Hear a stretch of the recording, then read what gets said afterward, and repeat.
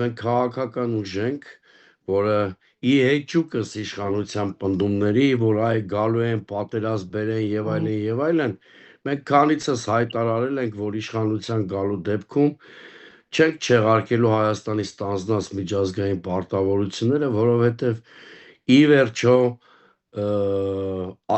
այդքան արկածախնդրություն եւ ամբարտավանություն չունենք եւ վստահ ենք, որ եթե որևէ իշխանություն գալիս է եւ ամենից սկսում է զրոյական կետից, ինչպես ժամանակին արեց Նիկոլ Փաշինյանը, դա հանգեցնելու է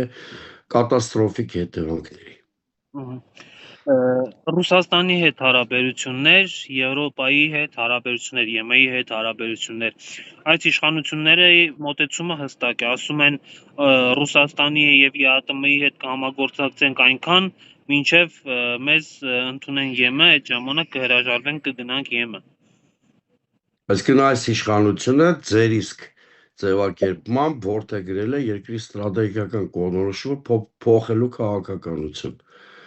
ինչը արկածախնդրություն է եւ ընդհանրապես մեծագույն արկածախնդրությունն է, որ այս իշխանությունը կարող է անել։ Մենք հավասարակշռության դոկտրինի կողմնակից ենք, այսինքն մենք ենթադրում ենք որ բոլոր ազիմուտներում Հայաստանը պետք է վարի շատ ակտիվ նախաձեռնողական արտաքին քաղաքականություն առանց ստրատեգիական կողմնորոշումը փոխելու,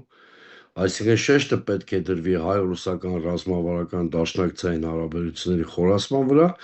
սակայն դա բնավ չի խանգարելու, որպեսզի Հայաստանը շատ արդյունավետ հարաբերություններ ունենա թե Եվրամիության, թե Միացյալ Նահանգների հետ, թե Վրաստանի, Իրանի հետ, Չինաստան, արաբական աշխարհ, բայց կրկնում եմ, մենք արտաքին քաղաքականության մեջ պաշտպանում ենք հավասարակշռության դոկտրինի մոդելը եւ չենք խրախուսում ցնցումներ, արտաքին կողմնորոշման փոփոխություն, այնինչ շատ բնորոշ է այսօրվա իշխանություններին։